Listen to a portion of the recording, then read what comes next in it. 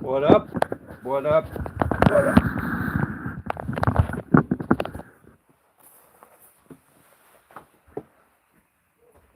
Screw down bottom boots.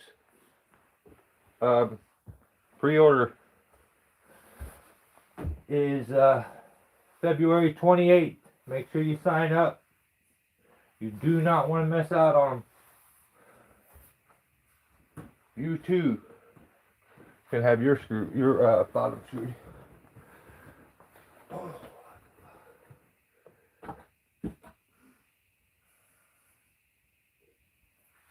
What up, players?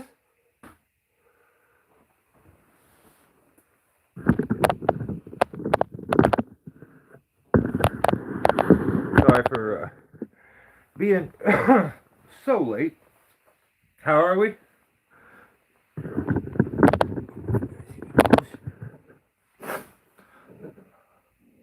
Buck, yeah, what up? What's up, DJ? Jerry, what's up, man? Good, Joseph?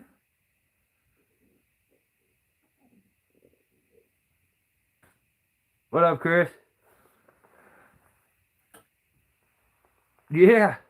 Yeah, I needed it. I was starting to get shaggy. When your hard hat doesn't fit like quite right, you know what I mean? What up, crowd? Bad for you, what is up? 850. Hoonigan? What's up? Oh, we got GP2. We got the whole crew. Right on. So, yeah, I guess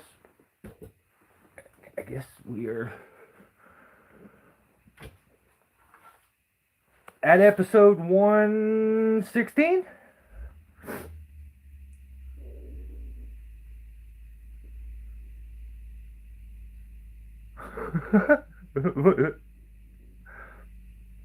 Keep going, Fad. What's the joke?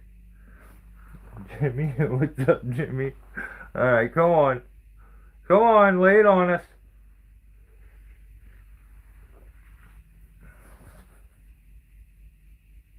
Come on, there has to be a punchline. They better be funny, too.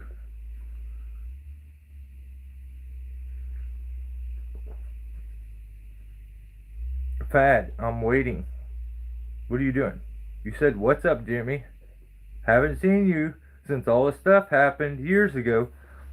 Keep going. There better be a punchline. What up, Bert? Jesus Christ. Oh, the Murph dog comes in hot. Jesus Christ, dude.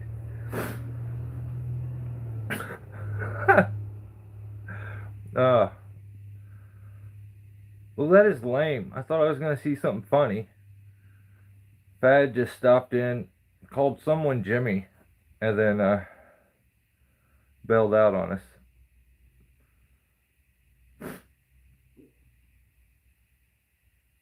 This sounds familiar.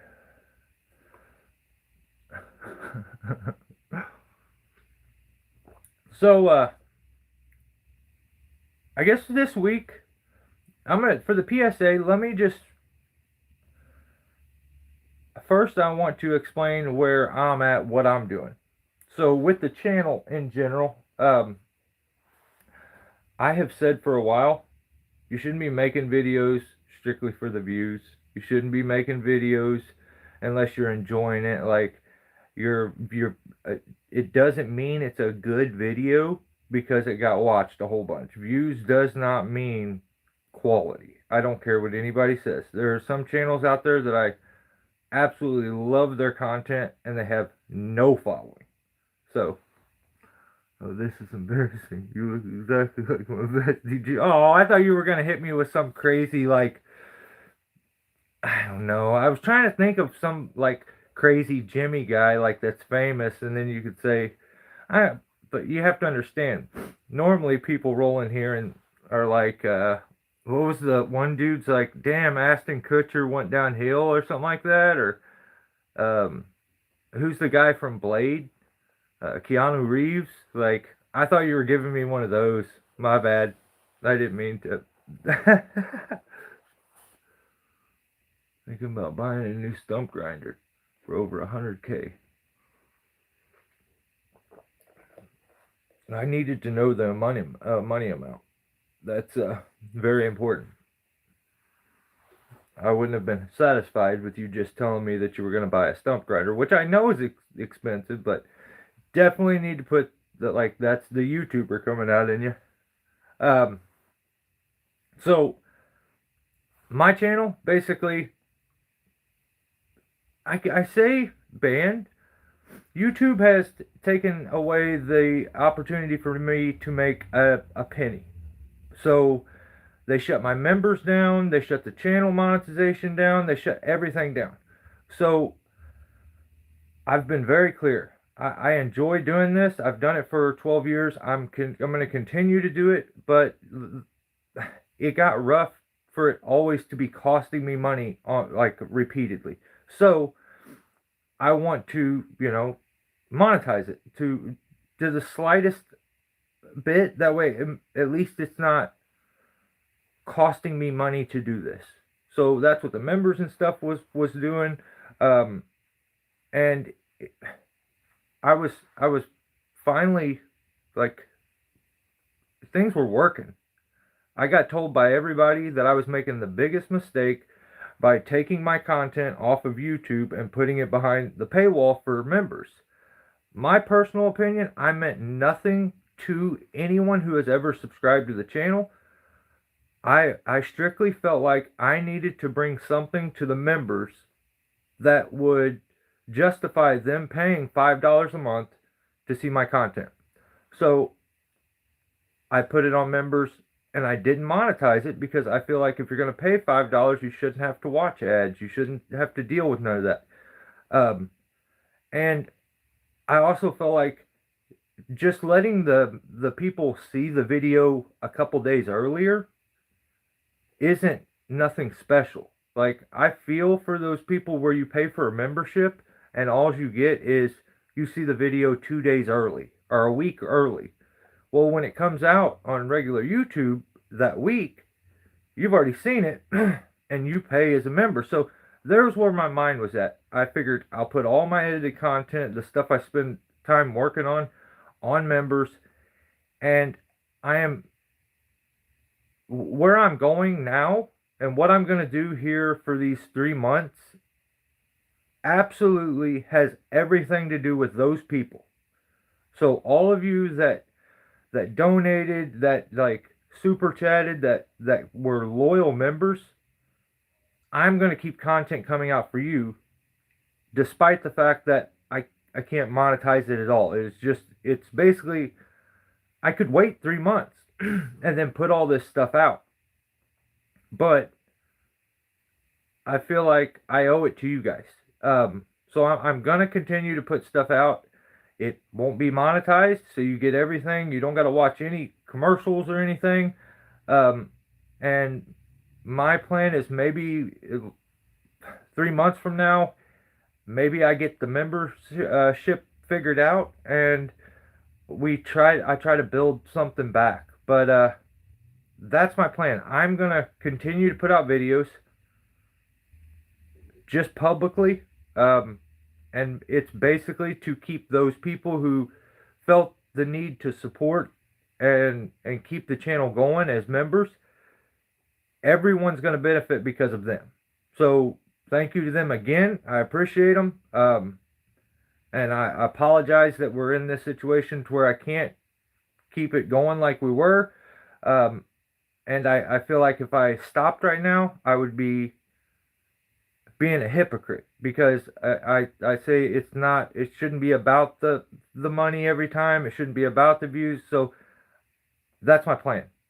There will be content. It's going to keep coming up, and I'm going to do my best to keep you guys entertained, even while I'm basically shut down for 3 months. So if you're a member, this has a lot to do with you, so I appreciate you one more time. Let me check a couple comments.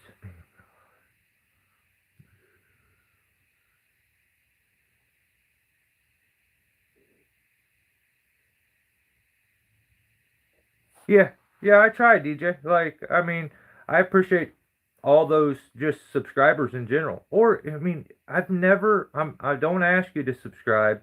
I don't ask you to donate. I don't come on here and tell you my problems. Like, that's that's pussy shit. This is my personal opinion. That's sissy. I don't do that. So like, I appreciate you. You don't have to hit the thumbs button, but there are things that you could do. Right now, I'm looking to maybe grow the audience before. I'm curious, can I grow the audience while being banned right now? While being shut down, can I grow the channel? And can I get it over to that 11,000 mark before the ban is over with? So that's what I'm going to try to do.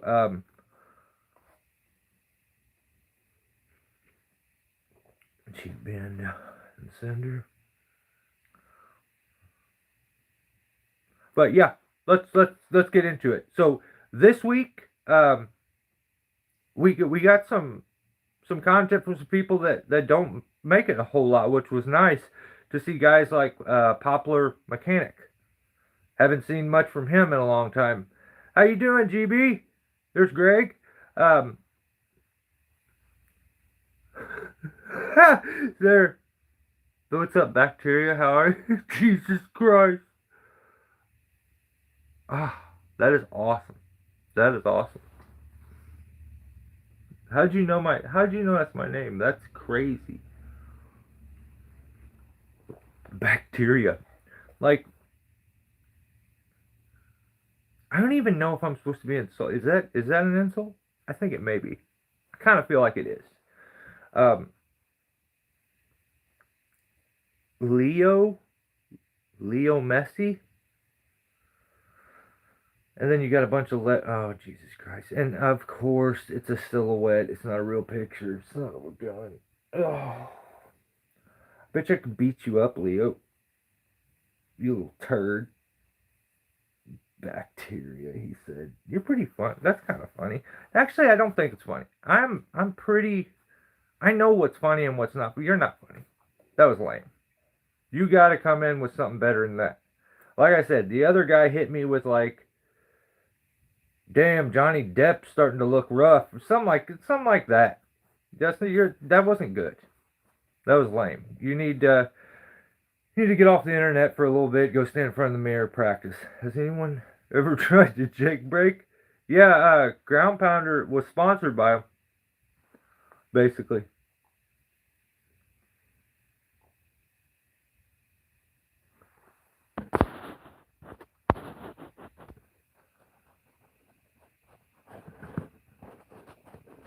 Dude's jailbreak, Joseph. Oh my god.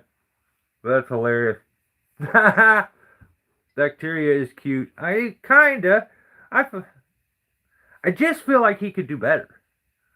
Like, if you're gonna be that guy, you don't go in half-assing it. Like, he came in and did, like, minimal effort. So, kinda lame. Like, actually, completely lame. You are zesty as hell, Leo.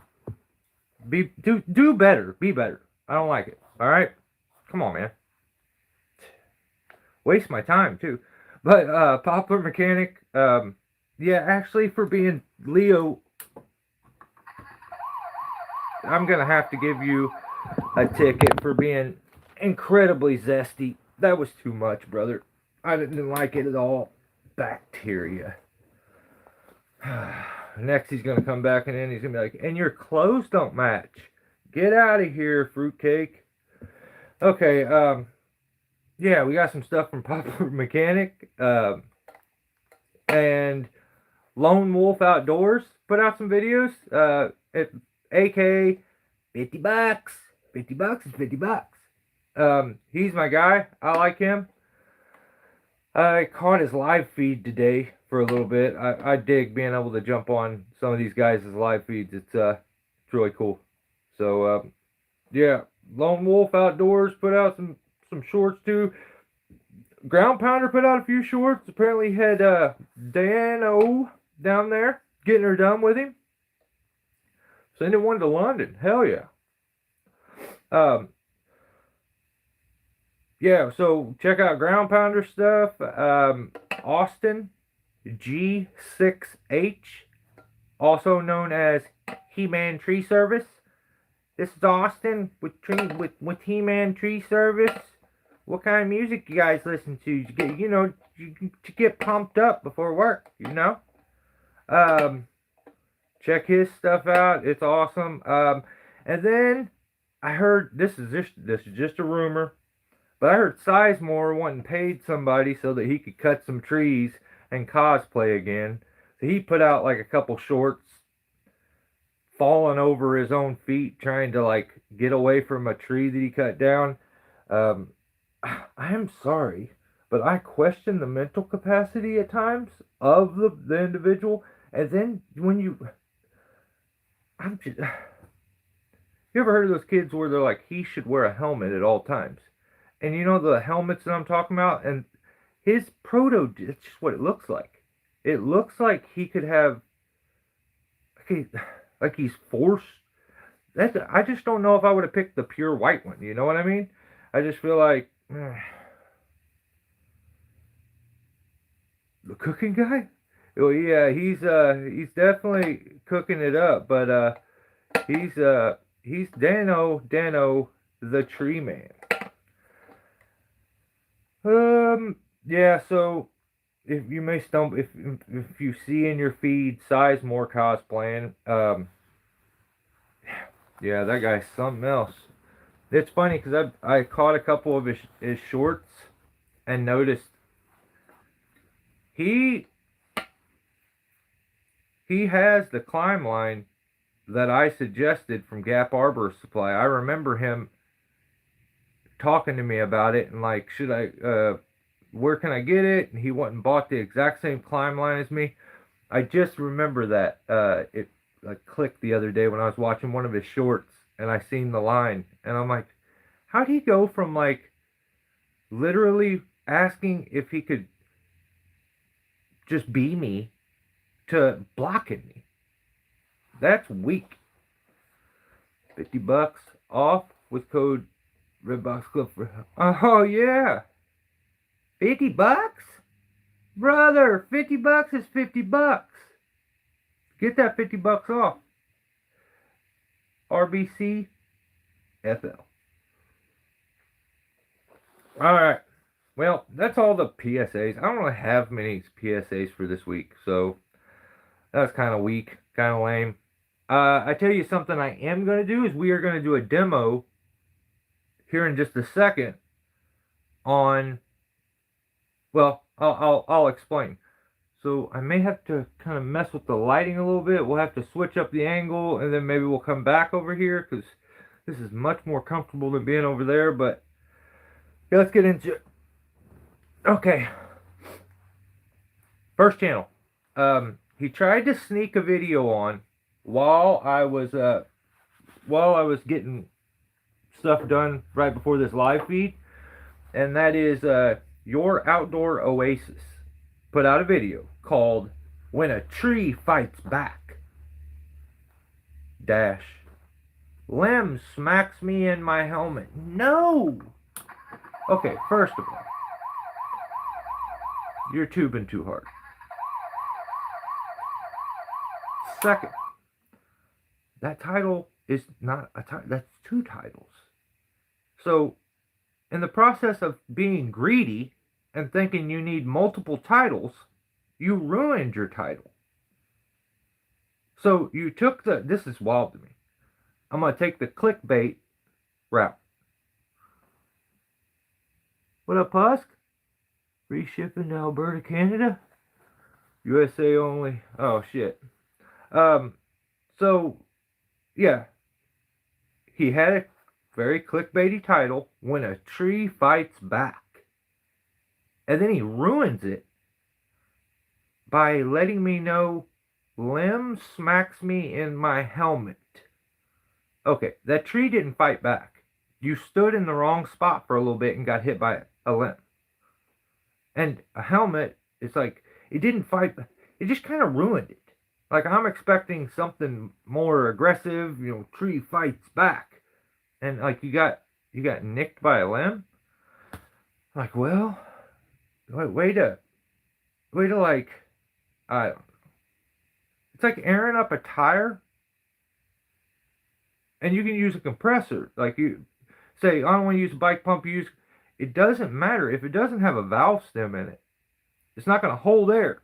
So like, you built it up with when a tree fights back, and then like took the compressor hose off, and it just let all the air out. Limb smacked me in my helmet. I think we could do better with that, but so the video starts. He points out the stuff that he's got to do. He says, I got to get these two bigger limbs that go over the garage. They stretch quite a ways out. And I get these smaller trees. He points them out. Then he starts talking about butt ropes and sucking it up. And actually, no. I'd have walked off the job. If I was his worker and he at any point told me to suck it up, referring to anything, I would quit. You don't talk to another man that way. That's weird. We call it, this just may just be me and my guys, we say tighten the rope up, not suck it off or something like that. Like, you just, that's weird lingo to use. I don't really like that. And then butt ropes, I don't know. Right on.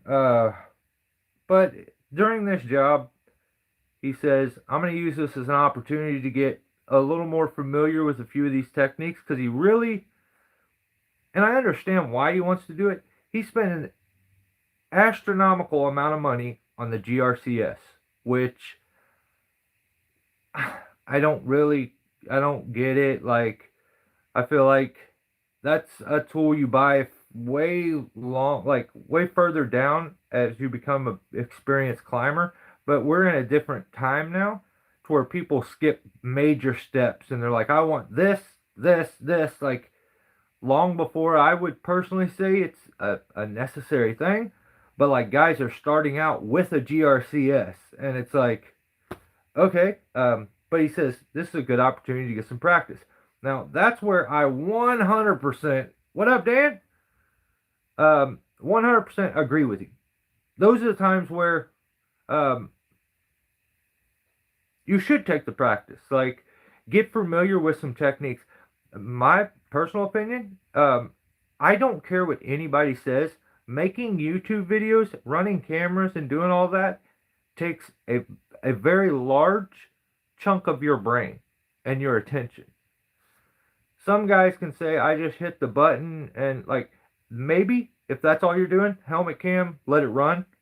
But if you're thinking about it at any time, it's taken a lot of effort that you should be focused. Like, if you're not very experienced, just my opinion, I don't think it's the best idea to learn how to do tree climbing and everything and record it. But I mean, maybe it's entertaining long term. Maybe that'd be the shtick for the channel, is watch me learn. I'm going to record everything and show you. I mean, teach your own. I can't say anything about that. I personally think time should be spent learning the craft and then filming the craft. But that's just me.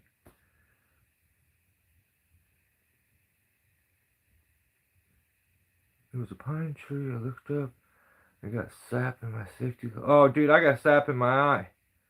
Like, right in the corner of my eye. It was miserable. I was cutting, and it like splattered. My GRCS sits in the garage for years at a time. Yeah, that's a good spot for it. We had a Jamaican dude that would helmet mount GoPro and go up the tree. It was actually pretty good. Yeah, there's nothing wrong with the helmet cam. Right on, Tim. Yeah, it's the first thing I do when I finish up the live feeds every Saturday is see what I missed. It is a bummer. Sometimes I want to switch the day, but It is what it is. Like, yeah. So he used the opportunity and used the GRCS to do a couple of these smaller trees. He's tip tying them, trying to do them whole. So when he gets hit by the actual limb where the tree fights back, um, he he's standing in that drop zone, that no area where most guys are running the GRCS. This is my disconnect with the GRCS more than anything, is that you are forced to be up on the device, applying tension, and normally the rigging is above your head. So you put a guy in that danger zone trying to run the device. Um,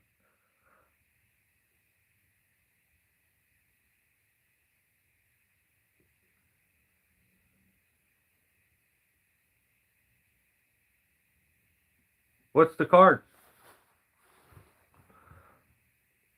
What's the main? I'm curious about the main because I had some. I had some guesses, but kind of curious. But yeah, shit. Now I'm all off. Yeah, and so normally it'd be a rope guy or your what I call a rope tender is the guy that would be hit by this limb. But in this scenario, he was there and ended up getting hit. Um, then so he does the small trees, gets them done, and then he's going to do the two big limbs.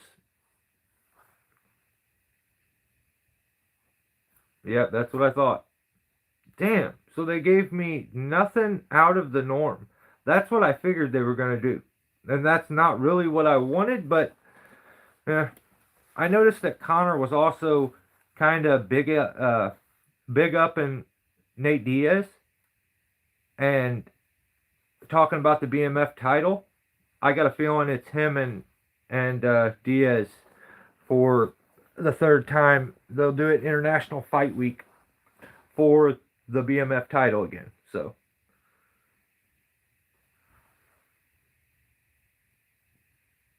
yeah, I didn't think it was even a possibility for White House card. It's International Fight Week. Um, so let's see. Yeah, so he gets to the point where he's going to do these two big limbs, and this is the part that kind of intrigued me about the video. He pointed out everything that he thought could happen. Um, yeah, that gives him that. Yeah, that and plus brings Nate back. I didn't understand him like big up in Nate being like the Gagey versus or the Holloway versus Oliveira fight isn't a real BMF. The BMF should be at 170. Nate Diaz come up with it, and he meant for it to, and he went on and on. That just, I don't know. Usually there's where there's smoke, there's fire with most of that stuff. I'm not saying I would bet any money that Connor for sure is coming back, but I've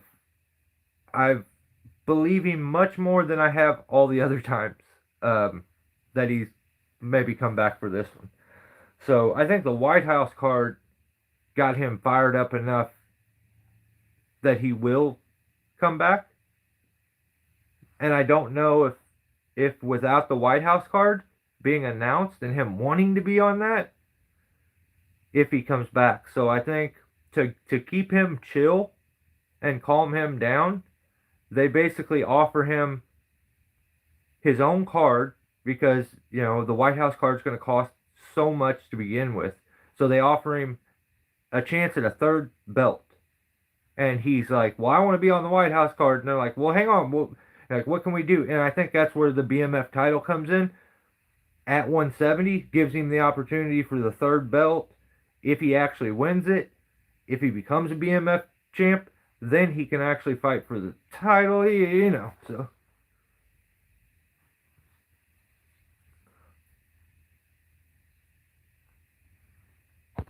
I do too, Joseph. I do too. I don't think it's gonna be I just don't think it's gonna be a very entertaining fight at all.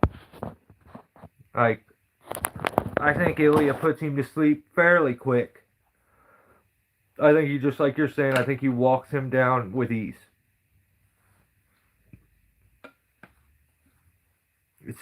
It's the Roman circus? Sure. Yeah, sure.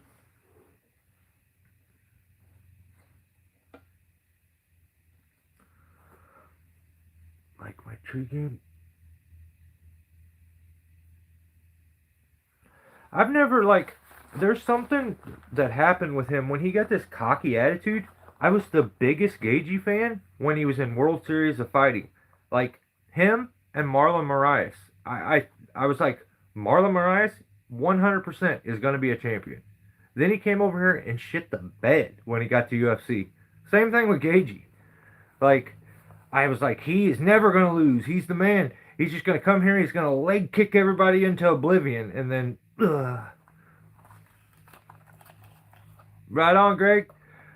Well, heal up, brother. Hope you're feeling good. Thanks for stopping by and hanging out. Appreciate you.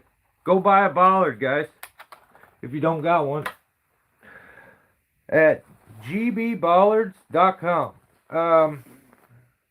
Okay, so, and I'm, all right, no more UFC, because I'll talk. I wish my channel was UFC. I would talk UFC for hours, but I can't. Don't. So he gets to these two limbs that go out, and he's got to go up, tie in, rig these limbs out. They're over the garage. Here's the problem. I don't trust your outdoor oasis. And you probably say,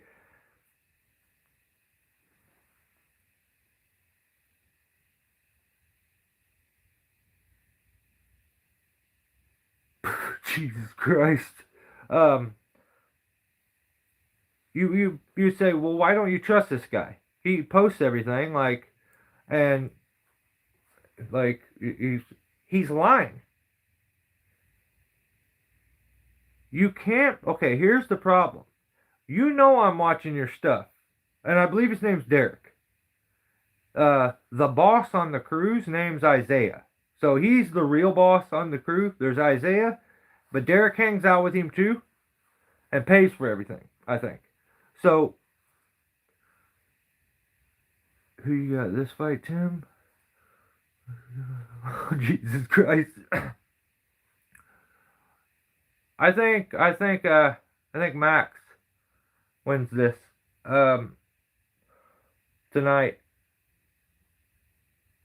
So he knows I'm watching this video, Derek, and he shows us the two limbs he's got to remove. Then when he gets up into the tree and goes to start recording and removing them, I notice one of the limbs is much smaller than it was.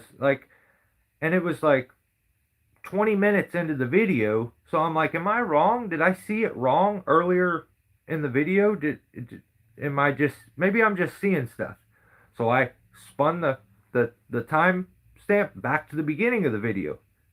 And I see, oh yeah, he 100% cut the tip of, like, that first half of the limb. Rumor is he totally smashed it against the building and was too embarrassed and like too much of a sissy to post it. This is just a rumor, but this is what I hear. At no point does he acknowledge, hey, I missed the first limb, didn't record it. At no point does he say anything about it. Just this limb is half the size as it normally was, and we're supposed to believe that he's starting there. And I'm like, see, that I don't like that. I don't like when you try to play the I'm smarter than the viewer. So actually, yeah.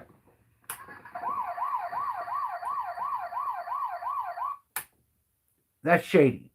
That is that's false. You're I don't even know what do I call that? Like, what law is broken right here? You're just lame. You're just lame. You can't. You just think I'm an idiot.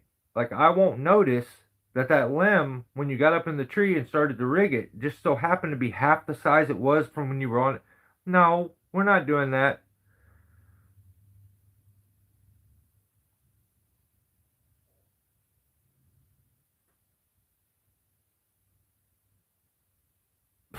Yes, Joseph, he can, and I'm gonna get to that too. It's disgusting. Absolutely disgusting. So I don't trust Derek because Derek is playing the I'm the editor, I can outsmart the viewer game. So I don't trust that. I would love to trust Derek as a content creator, but I don't trust him because I see that he's playing weird little editing games so that he only looks good. To the point that he makes another mistake a little later on and cuts the branch and the rigging point goes across his lap. We get to see helmet cam all the way up until the mistake happens. And then all of a sudden it cuts to the ground camera. And we never see the mistake from his camera, which could be helpful for somebody, could allow somebody to maybe learn something. But no, we quickly skip over that. We don't acknowledge it. We show it from the ground view, that way you can't tell anything. And that just makes, as a viewer, I lose trust in the content creator. I'm like, they're gonna manipulate the footage and editing, and they're not going to tell the real story. They're always just going to try to make themselves look good. So I'm not a fan of that at all. Personally, I feel like if you can't show if you want to show everything, and you even acknowledge that you don't know much, you're learning as you go, why can't you show a mistake? To me, it comes off very insecure when you can't show your mistakes. Like you're too insecure to show the mistakes. You make the mistakes, you'll even talk to people about how you made the mistake. But you can't show it.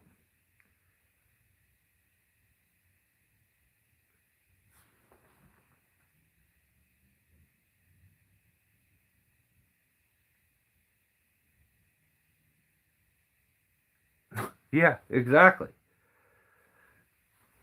Exactly. In light, actually, let me see if I can pick a name out of that way.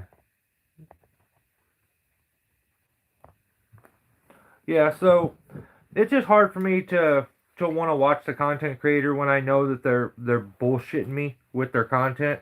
So I kind of clicked out. I don't know how the video really ended. The last thing I seen, he was pre-tensioning his limbs too much, and they were like ripping off the hinge.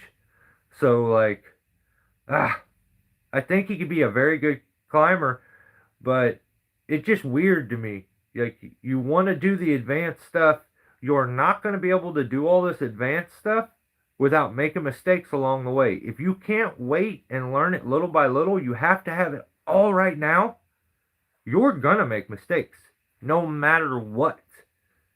Do you have the sack to show them, though? Or are you going to be kind of skeezy and edit them out and not acknowledge them? Because if you are, I'm going to point them out every single time. So if you check his video out, just know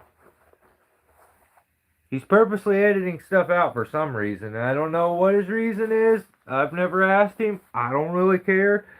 When you do stuff like that, that allows me to draw my own conclusion to what it is. And my conclusion is that he ripped the roof all up and that he is a ladyboy who is scared to show his mistakes. What up, John? You don't know how silly he looks, even with the editing, using the tagline for nothing.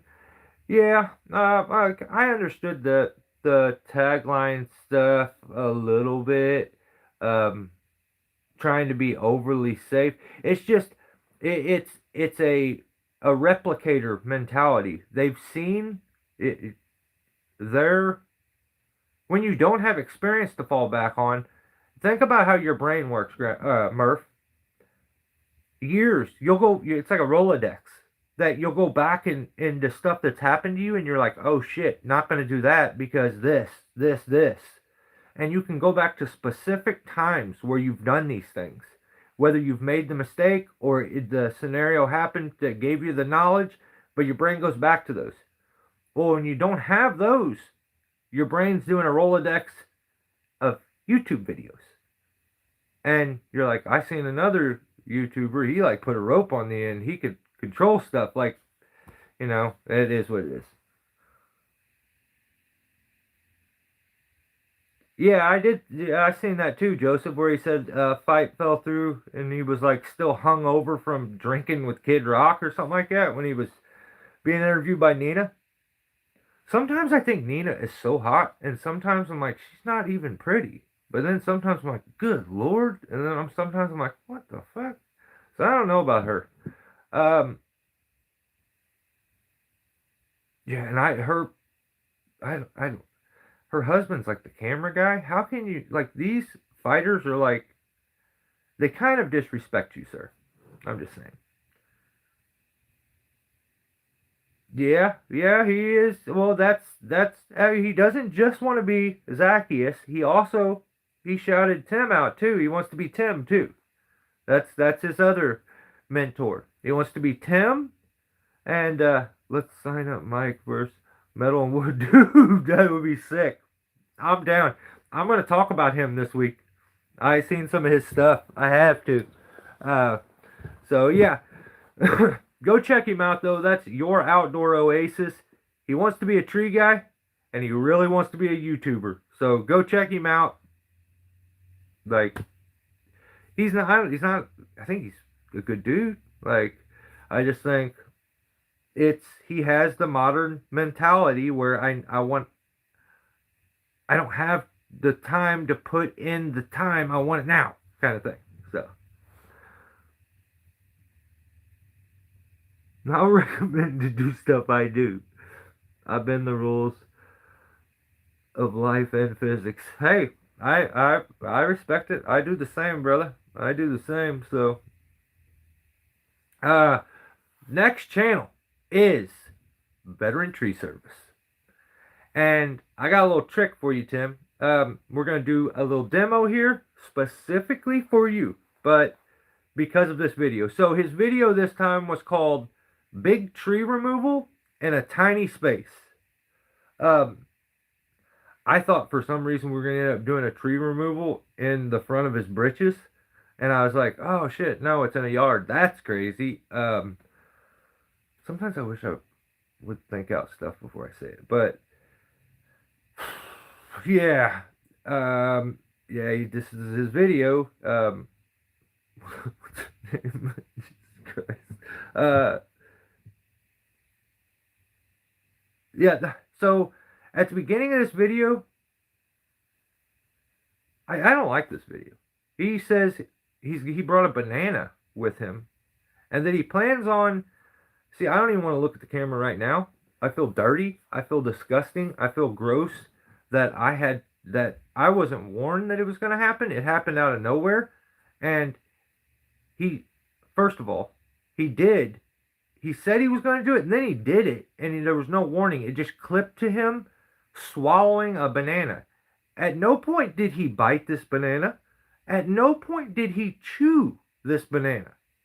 But it quickly and swiftly made it down his gullet. I don't like that. We made eye contact at one point. It really pissed me off. I'm just not a fan of it. Please do not do that again. Please don't do it again. I just don't like it.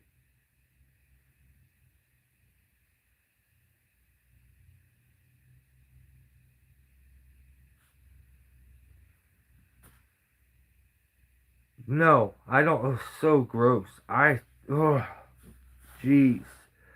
But yeah, it was the zestiest video I've ever seen. He did some cuts, and then he absolutely, without chewing it or taking a single bite, swallowed this banana with absolute ease. Like, I don't know. I just didn't like it. I was really. It actually pissed me off, if I'm being honest. I was so close to hitting unsubscribe. Jesus Christ, I can't. It was gross, dude. Please don't do that again. ever did was getting into excavating. Jeez, Murph's the fucking ass. Oh god. So, Tim's doing this tree. I gotta say, it was one of those ignorant ass trees that you get that has a real big prominent stump, and then it's basically like 4 or 5 trees growing into one.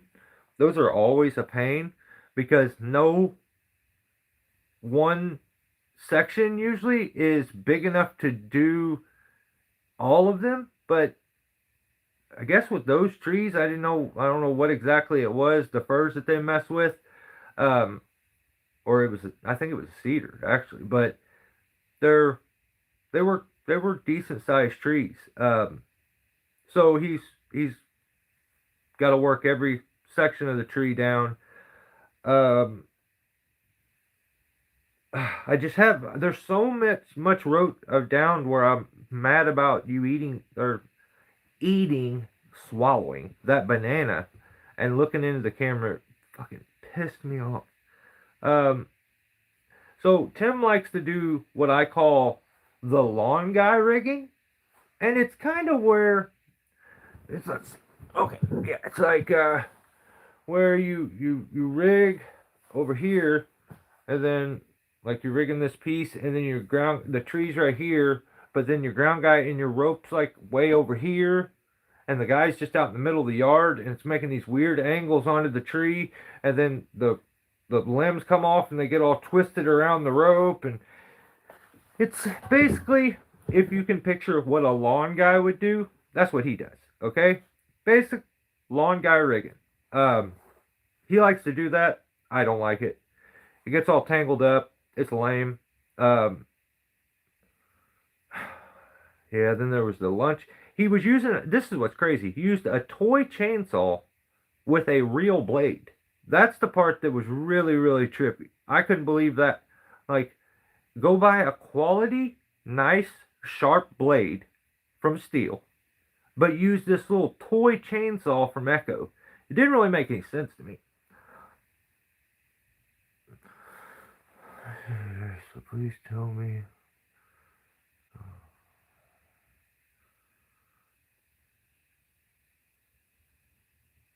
Yeah, he busted a window out doing his excavating this week, uh, of a car. Like the fucking building came down and hit the side of the car. That sucks. You have to check that out. So yeah, lunchtime that happened. Toy chainsaw. Um, I feel gross for watching that. That was disgusting.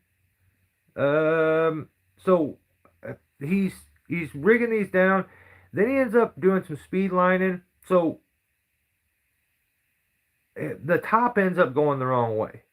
So he cuts through his hinge because he ends up sniping the tension wood, and it collapses on the compression wood. And it's because he's a rookie. So like rookies make mistakes. This between the side wood or the side weight of the top and it being the compression side, he snipes his tension completely off. He just goes. Rookie move, but if anyone's gonna make a rookie move, you know what I mean?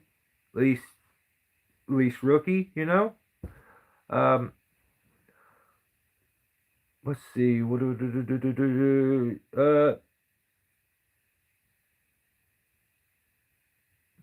So that's day one. Turns out he's not good enough to finish the tree.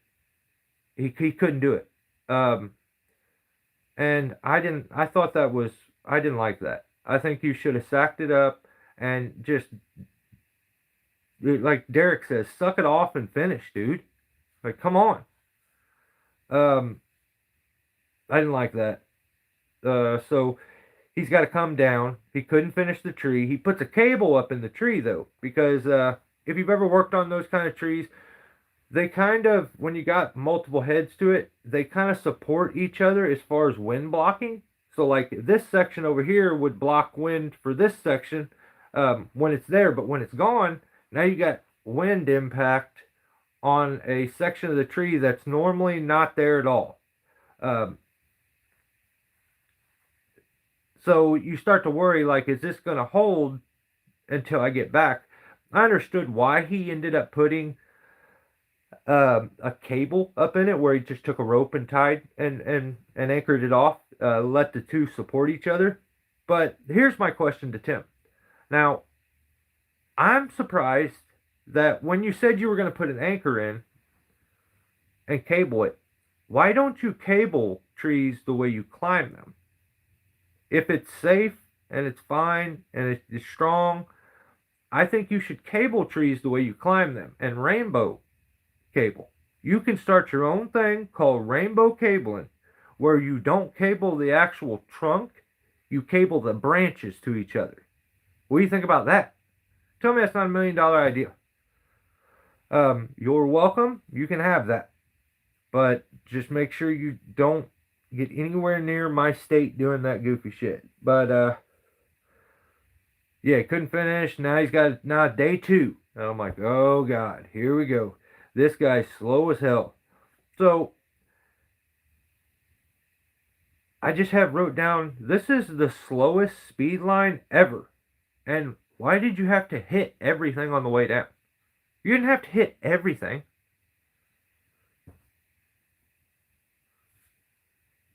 I can do you one better. Now, I can do you one better. So you're doing this speed lining. I would call it a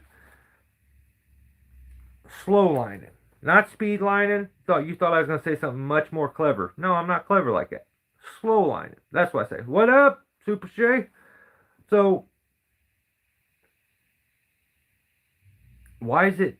Why are you not? Why do you suck at this? I'm like, what's going on? Here's one thing I do like. He is decided to finish the tree. He's got the 2 tops left. He's going to speed line the limbs out, which kind of keeps him from having to put stuff straight down into that little drop zone in between the house and the fence, and it gets it traveled out to the road for the ground guys to make it a bit easier for them. That way they don't got a long drag. So I back it 100%. He decides, and I don't know that I've seen other people use a figure 8 for an anchor, but it was nice to see somebody do it, because it's been my go-to for a for speed lining anchor for as long as I can remember. So let's do something here. We are all messed up. Let's see if I can adjust some lighting.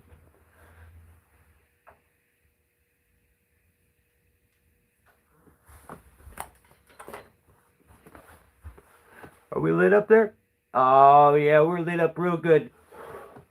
So what I'm about to do is show you speed lining using a figure 8 as the anchor. So first I'll move you guys right over to here, get you a little closer. Are you there? Not ruining it yet? Not yet? Okay. So what I've done here,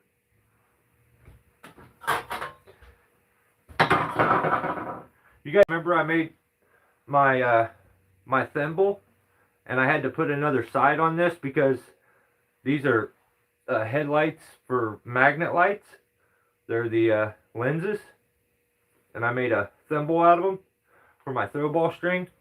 And you cut a line and put it in there, but the plastic one I had broke, so now we got a pickle jar, and had to fix it again, but we're good now.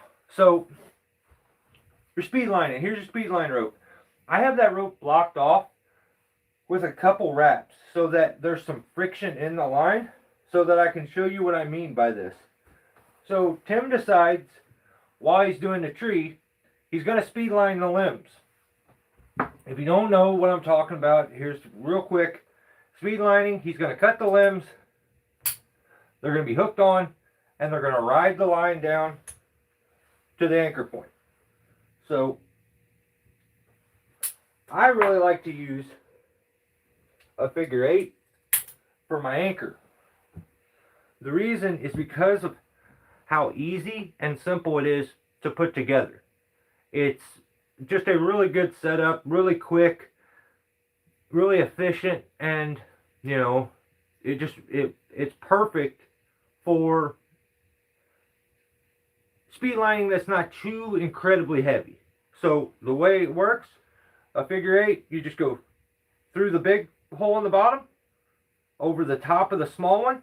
Now you're anchored. So Tim was using this originally, and he tightens up.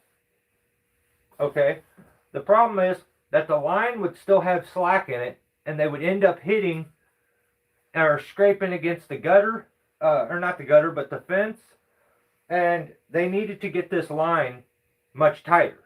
So you could tighten this by hand, but it is kind of tricky. You know, you're having to pull here, and then get it. So he's thinking, he's up in the tree. I got to give him a little bit of credit there, because, you know, you're trying to solve the problem from up in the tree. How can I get this line tighter? So he says, hold up and switch over and use the CMI rope jack. I don't know why he always wants to call it a wrench. I don't know. But yeah, he called it, I think he got it right this time.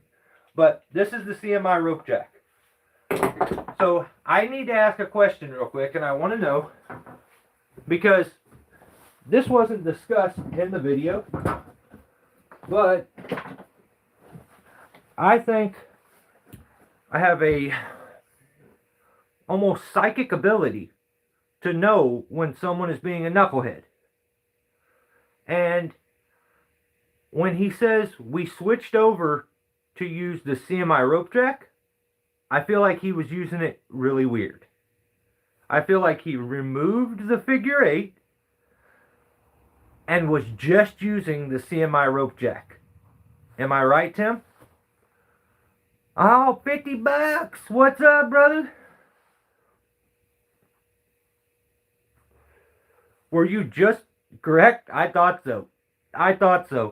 So, let me show you a little trick here. And I'm going to move this in closer because it's going to be a little hard to see if I don't. So, this isn't going to work exactly perfect for you guys, like as it would if this was, or like had the actual tension that it would have up in the tree. So I've got a couple wraps there. It's very inconsistent, but we're gonna try to make this work. So Tim's hooked up like this with the figure 8. Oh shit, my bad. So he's hooked up like this onto the figure 8. That works, but he says not enough tension. So what he does, he removes this and he hooks this all up on the CMI rope jack. See, there's a problem with that, because these are very aggressive spikes on here. Not good for rope, not meant to be like shock loaded into, but in a pinch could work. You didn't have to disconnect it. Let me show you. You can take a figure 8 and attach the CMI rope jack to tension it and pre-tension it and keep the figure 8. And it's not incredibly hard. It's like a little tricky to set up. Hang on. There we go. Alright, I don't want that rope to keep smacking the camera. So it's a little tricky to set up, but it's not bad. Let me show you this. So what we would do, where's that rope going to end up? Right there. Okay, so we're going to hook our figure 8 on. And I want the exiting end to come out over here. So the way I'm going to hook it up is put the exiting end's here. So I want it on my side. Through the big, over the top. Now we're hooked on. Okay? So we go down here, and we've got a carabiner here to hook it to.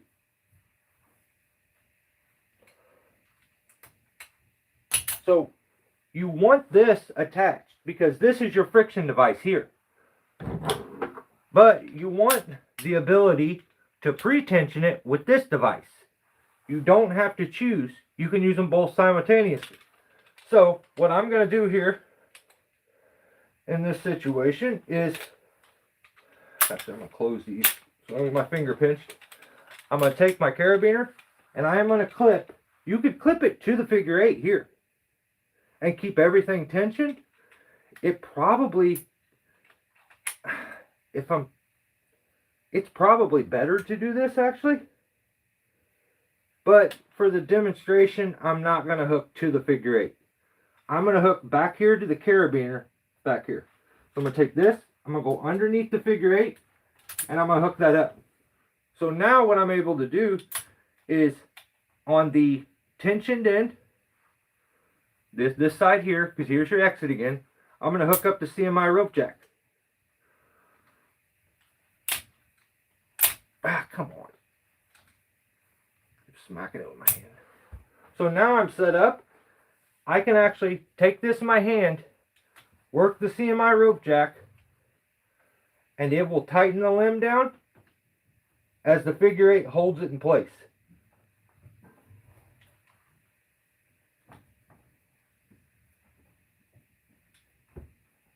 And I don't want to rip that completely off up there, but you can see how that works. Then that one grabs, then that moves up, and it's just pre-tension it. And the good part about this is it's right here. You can easily flip these off and then drop your rope jack out of the way. It hangs down out of the way, and then you're fully tensioned here. But you have all the friction onto the figure 8. You can hook it right back up. Quick and easy with one hand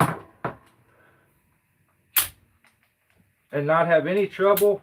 It's about as easy of a setup as you can get, and I basically just treat the figure 8 like I would a bollard. And what you have is the ability to completely pre-tension everything here and then hold it with the figure 8, just like you would if you were doing this with like a porter wrap or a bollard.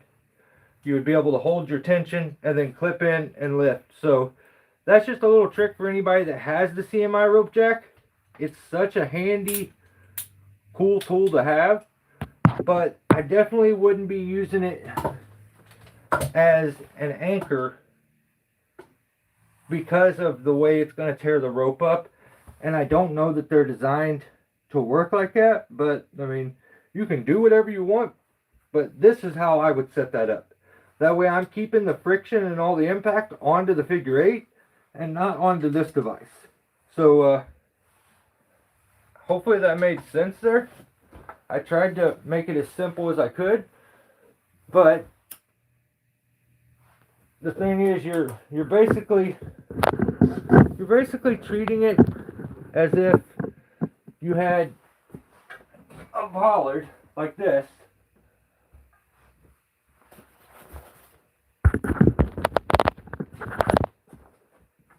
Treat it like you had a bollard, and then you take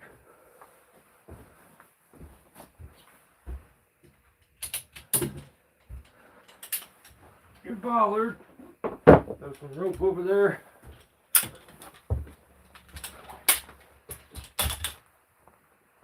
The way it would run would go down into the system. You get a wrap or so on it, and you would just take your CMI rope jack and clip it on here, and then pre-tension the rope just like you would do with the figure 8. You're anchoring to it, you're taking the tensioning end, applying this to it, and then you're able to lift. So yeah, I guess you could go out and spend thousands and thousands of dollars on the GRCS. I've never I've never been limited to where I feel like I was unable to do something that would have that was the only answer. So like in over 12 years on YouTube doing this, well, about 12 years on YouTube doing this, and the many more years before that doing it without recording, I've never felt like I needed a GRCS. I personally don't understand the hype. Don't really get it. Never really will.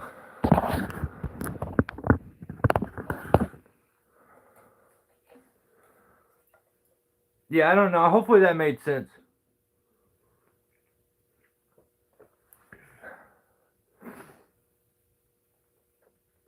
Low impact get timed out. You say something about Husky or something?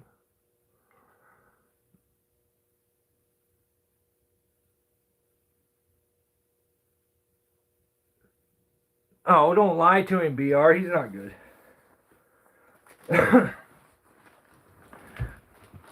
Actually, hang on. If he will say that he learned a lot from me, then I'll say he's pretty good. It just depends on where he learned it from. Tell everybody that I taught you, and then I'll say you're good too. You are too. Don't fucking say that. You would have 3 or 4 viral videos of smashing homes by now if you wasn't. Oh. Number 1 climber on his street. Yeah, that's awesome. That's crazy. I'm number 2. There's a crackhead that lives down the road, and he climbs like a monkey. So hopefully you don't have one of those in your block.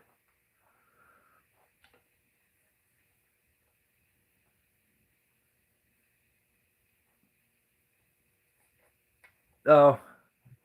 No. Murph? Are you sure we're talking about the same guy? No, it's probably another Murph. Did that make sense though, Tim? What I was saying? Facts. Well, he doesn't use it because it weighs him down. And it costs money. So he's like, fuck that. I was like, fuck that.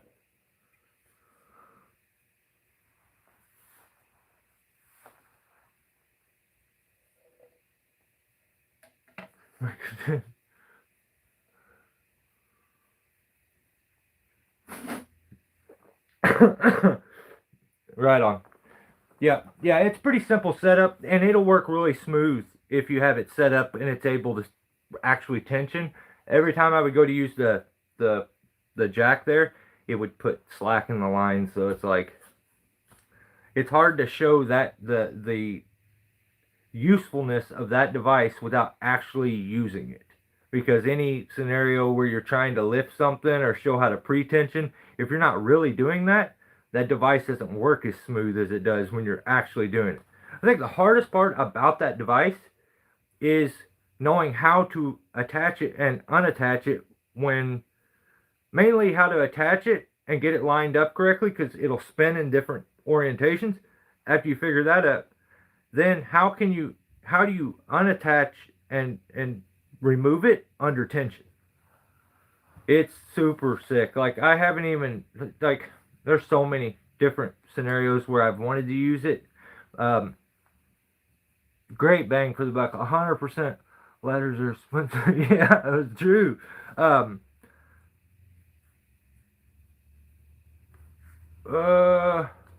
also, at one point, I noticed that there was a massive limb on the roof, Tim. I didn't like that. I think you fell that on the roof.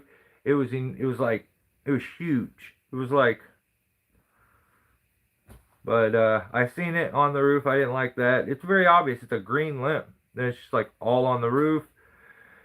So the first top, he's got these 2 tops left.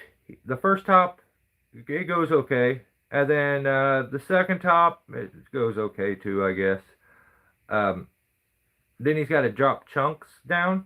And if you've ever ran into that issue where you're in between like two structures where you got like a fence here, um, yeah, yeah, yeah, not bad. I mean, you guys, you guys seem to get her done. If you've ever been in that scenario where you're dropping chunks down and it's such a tight drop zone that the wrong bounce can ruin your day and mess a lot of shit up, or you accidentally hit a root or a flare down there that shoots it into the house or into the fence and it just destroys shit. I remember turning on the water for a spot. We limbed a tree out, and it was in a little tight drop zone, and we actually watered the ground really, really good, and then turned a little sprinkler thing on and set it on where I was going to be dropping these chunks and got it really good and wet. When we came back, we clicked it off.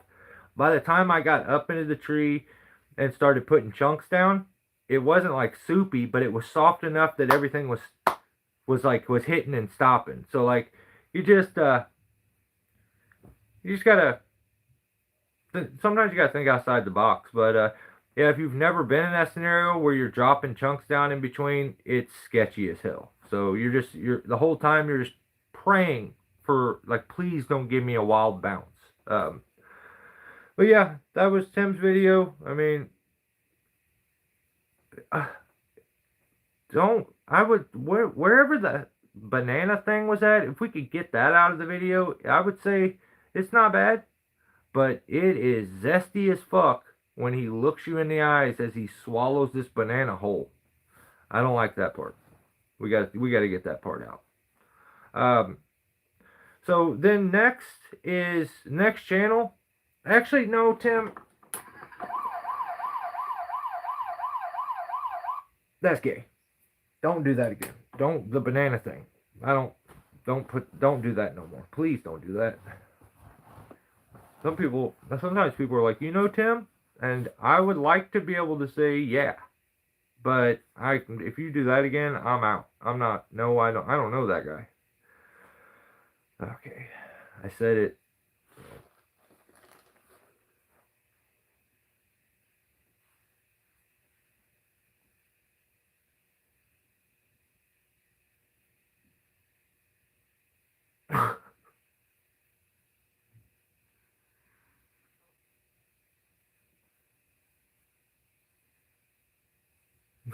Give you the goods, dude. No, no. Okay. So next channel is called Rooted Arborist, and the video was called "What's in My Arborist Climb Box?" Question mark. Full gear breakdown. No, no, that's more than one title. That's too many titles. And again, I gotta watch this shit again. Like, so the video starts and there's some good gear. The guy owns some good gear. He owns a lot of gear, but the zestiest, fruitiest container that you could ever have your stuff in, like, it's almost like he basically has like a hollowed out watermelon that he's keeping his shit in. It is fruity. I don't like it. It's one of the Milwaukee boxes. I don't like it. I wish. I just don't like it. And then he's got the zestiest container box. And then he shows some gear. It's like he's showing his saddle, and then he shows the Milwaukee handsaw. That thing's gay. I don't stop. Like, he wants to tell the truth, but he can't help but be like a complete dipshit who gets his opinion bought because someone will give you a little bit of a discount on a tool, so you'll lie to your viewer and be like, these are so good. I know it's not. It's a Milwaukee handsaw. It's just, I hate it. But everybody who is one of ding dong Milwaukee fruitcakes is all like, oh, they're not bad. Yes, they are bad. Tell the truth. Tell the truth. How come every time you do a video, unless you're doing a video specifically on the Milwaukee hand, how come it ain't using it? Why are you using a Silky? Why are you using something else? If the Milwaukee hand saw, it's trash. No, that thing's got to go. Stop trying to tell people to buy that stupid saw. So basically, this is the same video that every other tree climber has already made for the past 20 years on YouTube. It's just his is a new, like some more modern gear. That's it. Like a few more modern things. But I'm sorry, but this may, dude, what's in you got a Zesty box. I just don't, I think you have the zestiest tools that there are. You got Milwaukee. He's like, I love the Akimbo too. It's vagina purple, pink. I don't like it. I don't like it. So like I'm 15 minutes into this torture of a video. I'm watching it in ×2 speed. And then he shows something else Milwaukee and I clicked. I was out. I'm out. Everything's got to be a Milwaukee commercial with this guy. That's what's ruining your YouTube channel, is you being a shill for the worst company to ever come into the tree industry, Milwaukee. Stick to making drills and putting screws into walls and like, get out. So whoever let them in, you should leave too. So I don't like this Milwaukee thing. No. Next channel. I have to do this. I haven't talked about this guy in a long time, but Metal and Wood for You puts out a video called The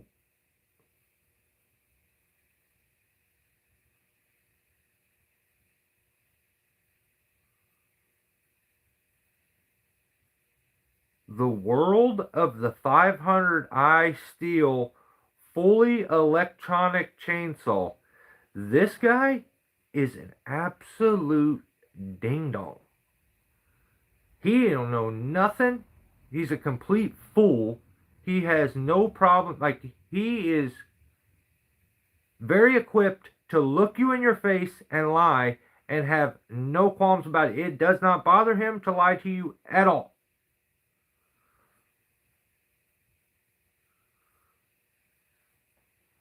Right on. Yeah, Weaver's a good company, especially if you're getting going and you're starting out with them. Great to get.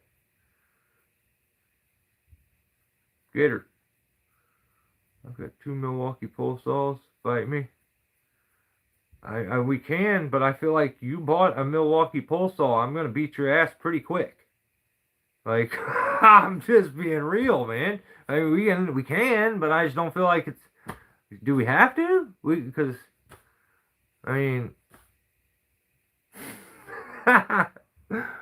my status is badass. Yeah. Mine, the Stratus. I love that saw, or that.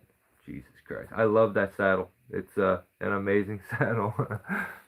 I bought the Milwaukee handsaw, and it does.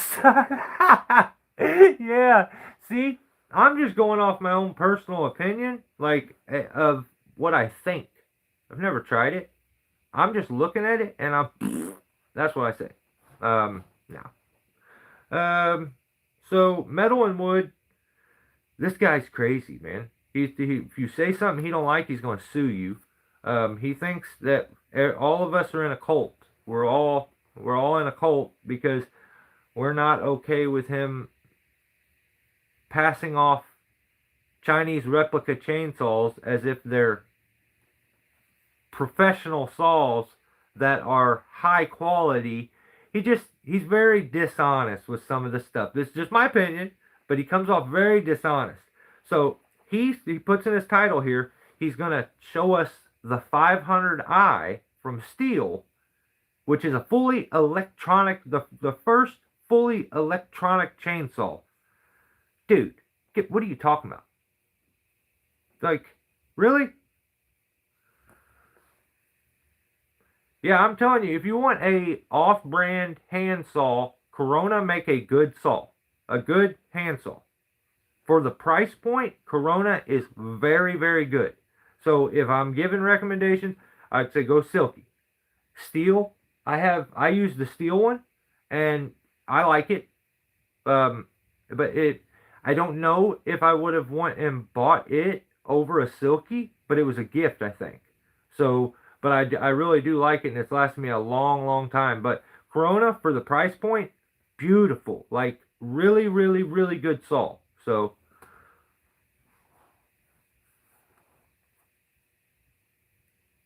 right on, Brandon. Thanks for hanging out, brother. Stay safe.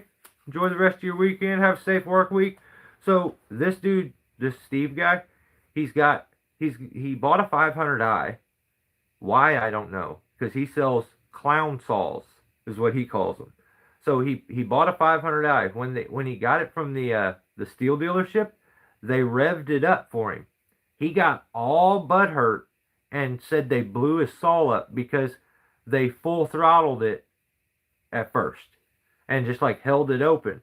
And so he threw a hissy fit. This guy doesn't know how to tie his shoes, I don't think.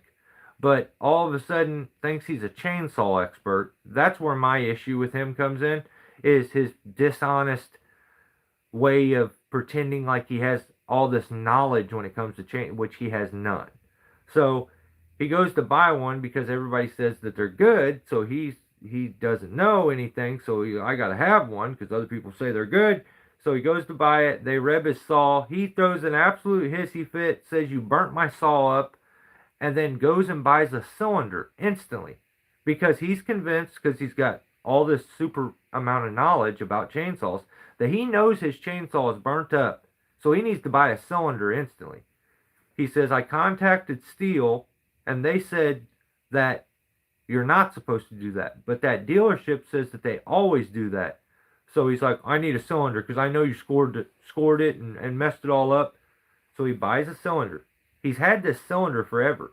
He took it to China to try to have China replicate the cylinder, which I do believe is illegal because it's a product being made right now. So the patent's not off so that you can do replicas of it. So he shops it around to show everybody and try to get them to do it. Well, he comes back from his China trip.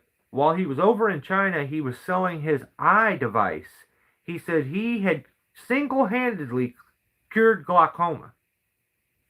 So not only is he an expert in chainsaws, which he is absolutely not, he now has single-handedly, all by himself, cured glaucoma.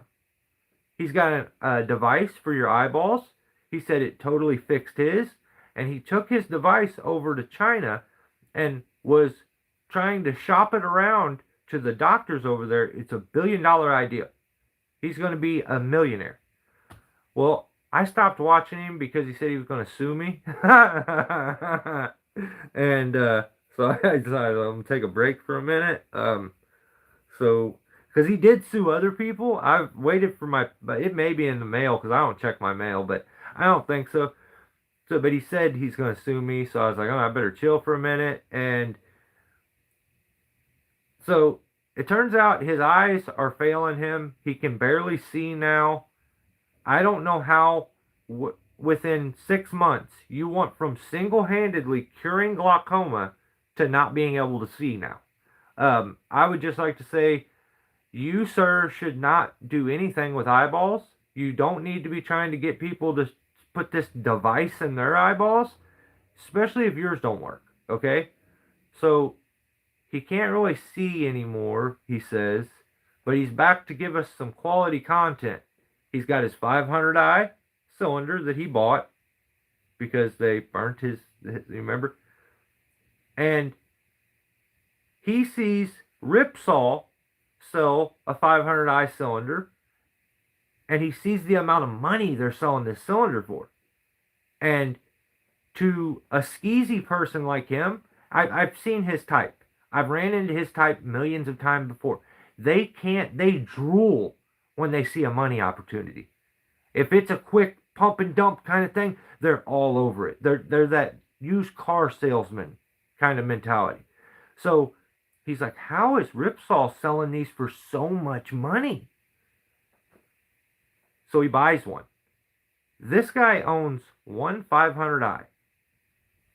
He has two extra 500i cylinders, and he doesn't even use the 500i. So, like, why he needs these two, I don't really know what he's doing, but he bought another cylinder. So, first of all, Steve, I would like to tell you, have someone read you the information on a 500i. Just so you don't look like a knucklehead, it's not the world's first fully electronic chainsaw. It's fuel injected. That's the difference. Okay? Okay, it's fuel injected. Just so we're on the same page. He bought the 500i cylinder. Okay? I think he has the impression that Ripsaw make this cylinder. And he thought he was going to catch him in a lie. He goes, let's see where Ripsaw's cylinders are made. And he's pulling it out of the box. He has this weird obsession with trying to convince you, the consumer, that he can get Chinese replicas of everything that you want, and it's better. That's crazy as shit. Like, makes no sense. The latest ship you saw, yeah, I'm sorry, but so he's really into that. I think in his brain, he's like, I know what Ripsaw's doing. They're buying Chinese cylinders and then working on them and then selling them for big money. So he buys a Ripsaw cylinder. This absolute fucking idiot pays $795 for a fucking cylinder because he thinks he's about to crack the code and show you all what's going on. He opens the box. He says, let's see who makes their cylinders. And and it's a steel, which ruins his whole thought where he's like, I've heard him say that name. That could be. What's up? Oh, yeah, it's Metal and Wood. I think the channel is like Metal and Wood for You.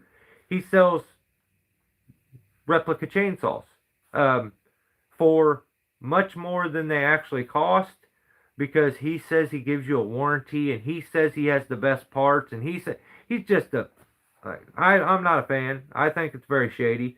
But the fact that he spent $795 for a cylinder that he can't even really use, I don't know what he's thinking.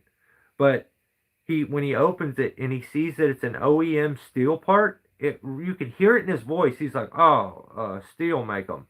Yeah, steel make them, you fucking knucklehead. Come on, dude. Ripsaw is not making these parts. They are modifying these parts. They are doing port work and they are polishing using, I believe, a CNC machine to do this. They're not doing this by hand. They're doing it by machine. And they're polishing and porting these cylinders. He says the only difference between his, and this is a guy that can't see 2 feet in front. He just told you that in this video that his eyes don't work. And then now he's like, the only difference between this one, which is an OEM one, that's the one he owned, and the Ripsaw one, is that this one's shinier and that it's got some exhaust work. Like it's got a little bit of work ground off on the exhaust. Like, I'm looking at it. There's more than that being done. Those are the two big things. I'm not a fan of Ripsaw. I think it's a crock of shit. I think they're the Milwaukee of port work.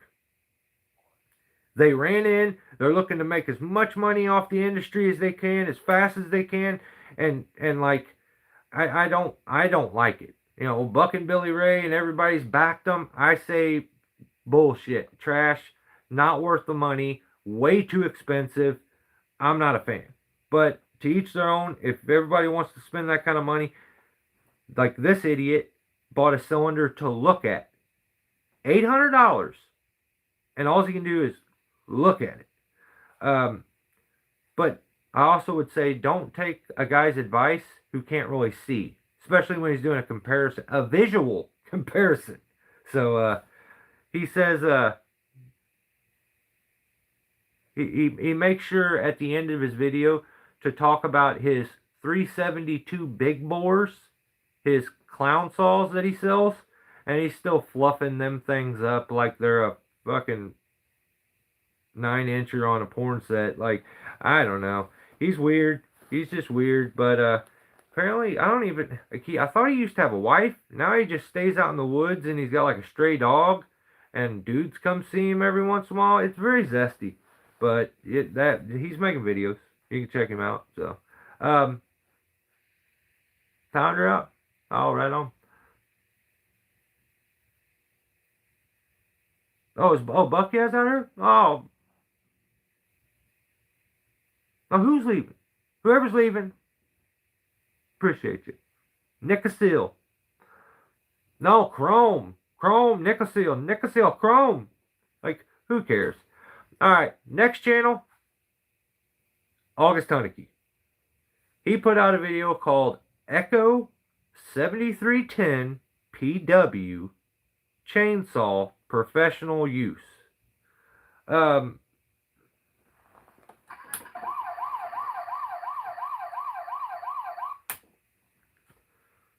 I guess they just let anything pass as professional these days, but whatever. I think that's trash. I don't trust August. I believe that there's something behind the scenes going on with Echo that would make him want to really push Echo chainsaws. This is just my personal opinion on it. I have a feeling about it. I don't really understand his switch. I do know, and I do remember Echo sending him like a battery saw before. So, I know he's had some, like, well, I don't know, but I think he's got some relationship with Echo somewhere, and he's really shilling these fucking Echo chainsaws now. I said years ago that Echo do make a decent saw. They spent like millions of dollars on a facility to test chainsaws, just to test their chainsaws, and that was years back. So, you know, Echo reached out to him. I think so. I think so. He's saying that no, though. He's doing this shady shit where he's like, I'm just buying these because I think they're good. And I don't like that. Like, I'm looking in the description to find out, is there some kind of a link? Give me something. But no, it's being hidden. He's been very clear that Echo hasn't asked for this. This is just his own. I don't buy it. I say bullshit. I think there's something going on, and most of the time, in my opinion, where there's smoke, there's fire. But whatever. Then he's gonna do more firewood content coming. So that's what I got to say about that. I don't like it. What? He told. What a fuck, dude. I don't doubt that. I don't doubt that.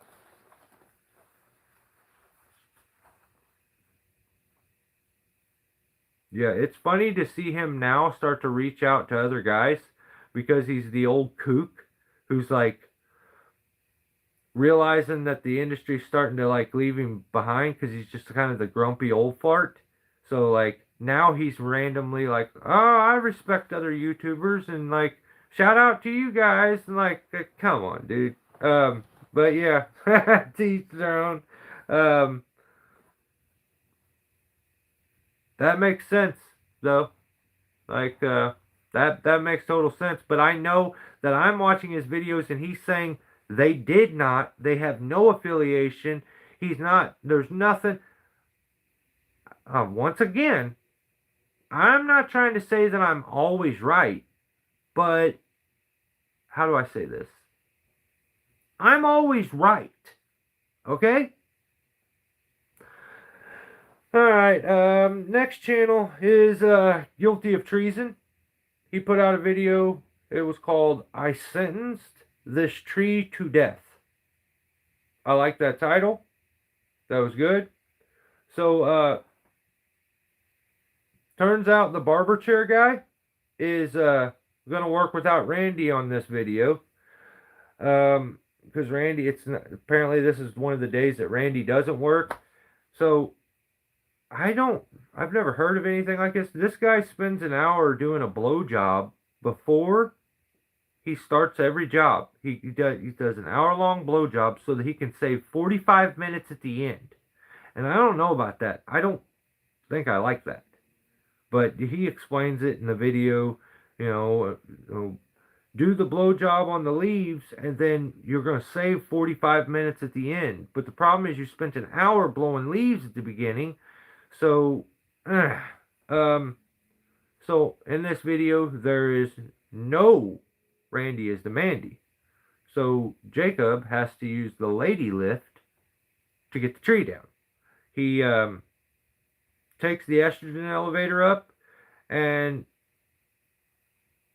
he does the cuts and uses the saw.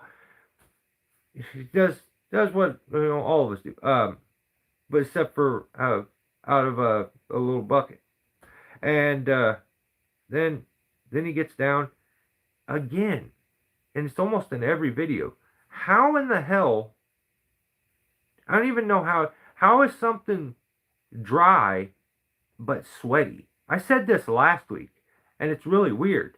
But like, he shows his chicken, and it's like, when it's in a hot container, or you go get some fries and those are real hot. Be careful, but you got a long drive home, and then you like close the bag up real good, and then you get home and you go to get a fry, and it's like kind of soggy. It's like, what the fuck? What happened? But you had one when you were going out of the drive-thru, and you're like, those are delicious. I can't wait to get home. They got sweaty. Okay, that's what happens when something's hot and it gets closed up. So he shows his chicken, and it is simultaneously dry and sweaty. And I don't like that. So apparently I fell asleep from like the 15-minute mark to the 20-minute mark. Watching lady lifts and those estrogen elevators makes me so tired. It's like, I don't know. I get so tired watching it. So they make sure they get some drone footage, and I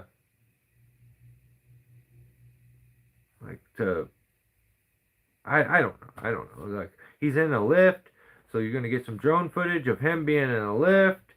I don't know. I was just watching it, and I had the other day. Someone's like, I'm not gonna do that. Like, that guy can suck a bucket of buttholes.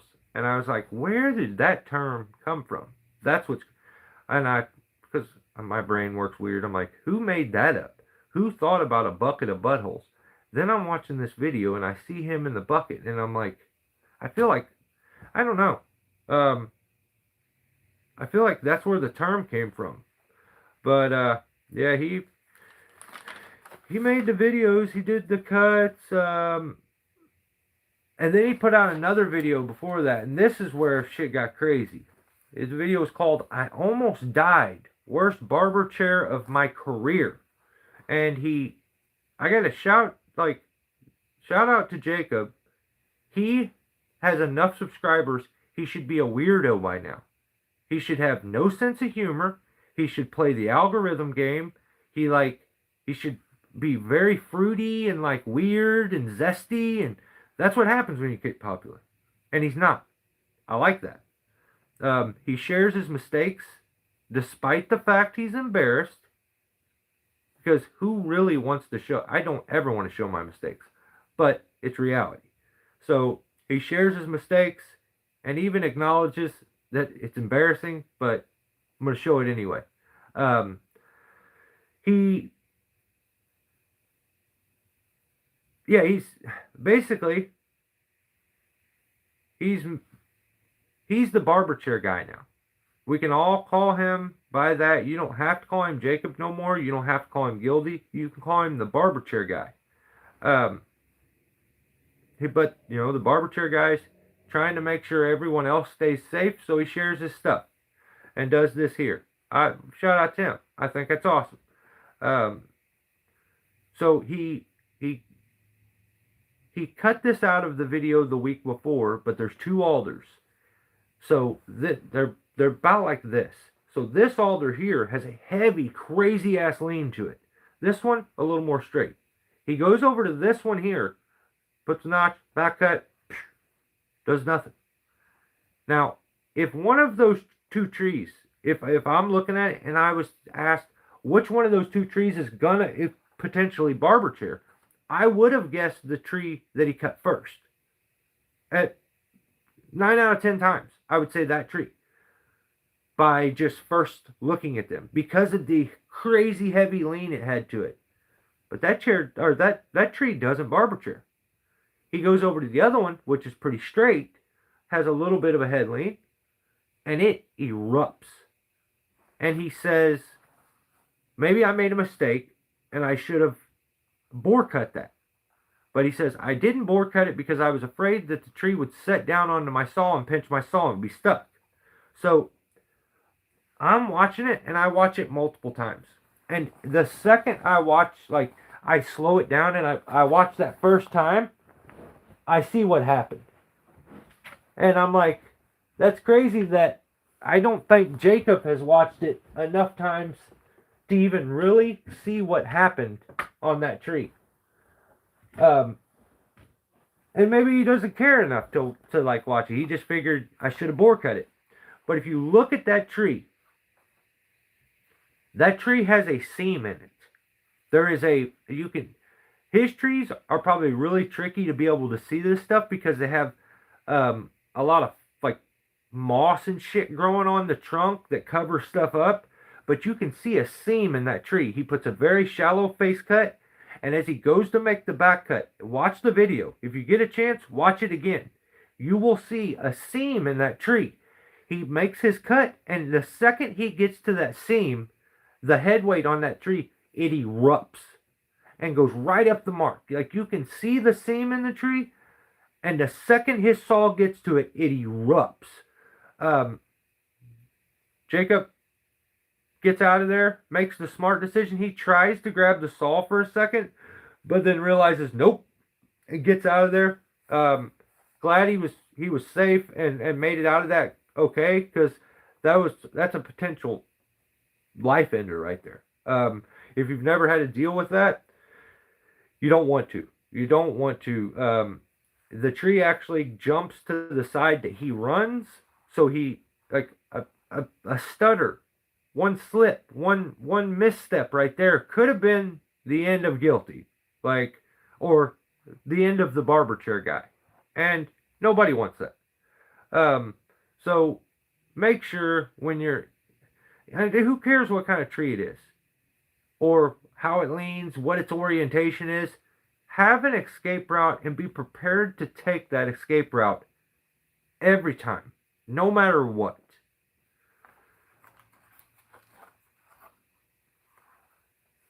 What the fuck? Charles Aldo wins. Alright. So shout out to Jacob though. He's just, you can brown your chicken. It wouldn't hurt. Like you don't, I think, are you boiling it? It looks boiled. That's the sweatiness on it. I don't know. But how do you boil something to make it dry? That's crazy. Well, that's a mystery. I'll get more info on the chicken and I'll get back to you. So Buck and Billy Ray puts out a video 2 days prior, okay? And I'm trying to keep up with Buckin. So 2 days prior to the video I'm going to talk about, he says bore cuts are pointless. They are unnecessary and not needed. All you need is face cut, back cut. He's very clear about this. I think he says it all the time. All the time. But in the video that I'm talking about, he is very specific. He says bore cuts, the shizzle wheel, because he doesn't know how to speak English. He names stuff weird shit. And the shark nipple. I don't understand his weird nipple thing that he like. It's called the shark gill. I don't know how a titty got involved, but I don't like it. Stop, please. But he's very specific. He says bore cuts, shark nipples, and sizz wheels are all useless and completely unnecessary. I even think he says it in the video where he steals that young kid's thunder, where the kid's gonna fall a tree, but Buckin's like, no, I'm main character, and he does it instead. In that video he does it, and then I think in the next one he does it. But typical Buck and Billy Ray fashion, if he says a bore cut is the most unnecessary thing in the world in this video, what do you think he says in the next one? If you were just guessing, over here, Tuesday, bore cuts are the most unnecessary, useless thing in the world. What's he say on Thursday?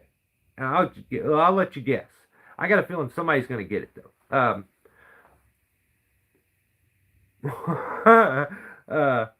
William.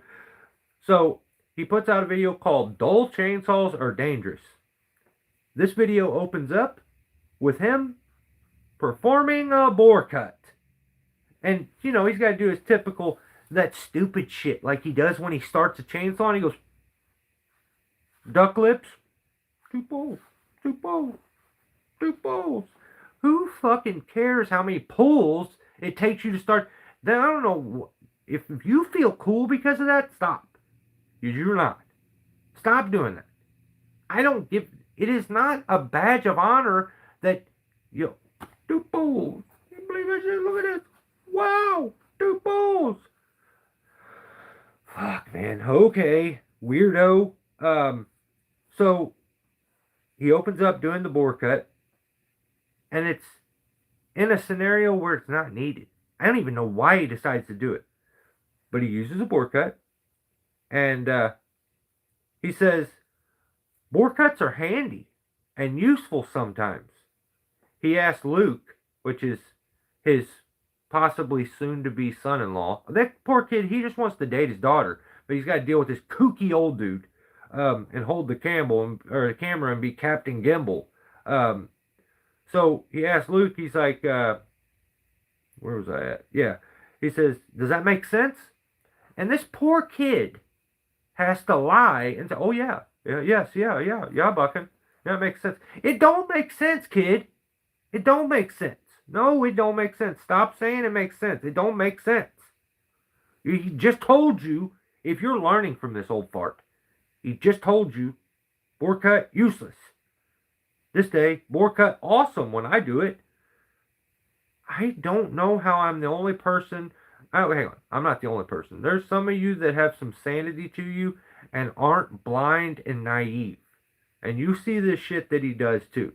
But it blows my mind how many fucking blind numbskulls there is out there that fucking just suck this shit up with a straw and look like complete fools. But, to each their own. I just don't like how, like in this video, he says bore cuts are handy and useful when he uses them. But when someone else uses them, they're useless and pointless. He's a con man. 850, 100%. He's a con artist. And there may be a great dude down, like, to his core, but his internet persona is absolute kook, money-hungry con man. And I don't like it. I agree with what he says here, that dull chainsaws are dangerous. Kickback is a lot more prevalent when a saw's, dull. Um, Not to mention, you struggle getting through a cut. The potential for getting pinched or barber churn is higher. So like, I agree. You need a sharp blade. Every guy that knows chainsaws and actually knows chainsaws, not you weirdo like homeowners that start a chainsaw every. Okay, you're not weirdos, but like pretenders that like sharpen chainsaw or like start one every once in a while. You got to have a sharp blade. Everyone knows this. But so I agree with that. He says at the end of his piece, he says this is not a how-to channel, friends. Okay, he needs to make this clear, friends. This is interesting. This is interesting to me, friends. Okay. Oh, friends. This is so interesting. So turns out his channel, it's a blade, yeah. It's not a how-to channel. It never has been. He don't do how-to content. He's done one how-to video ever. That's what I'm saying. Veteran. So according to him, he doesn't do how-to content. And I would like to say, what the fuck? And I guess he's right. He doesn't do how-to content. He just does step-by-step explanations, which is a how-to video. I don't doubt that you're kooky enough to want to rename a how-to video to, I call it a shabama-lama-dam bingy-bong. Friends, you're weird like that. But if you do how-to content, you break it, like you probably tell people how to wipe their ass. And these idiots are like, I wipe my ass just like you, Buckin. Like, I would be so embarrassed. But I read his comments and people are like, they try to talk like him. He showed an old beat up piece of shit axe head. And someone in the comments, I had to stop watching. I was up. I'm like, these people are being brainwashed. The comment read, "Oh, friends, I am beyond amazed of this axe and can't get over it. Friends, this is going to be a special treat for the channel." Oh my God, he's making more weirdos. He's making more weirdos. We don't need any more weirdos. We're full on weirdos already. There's enough of them. Don't need any more. You can chill. I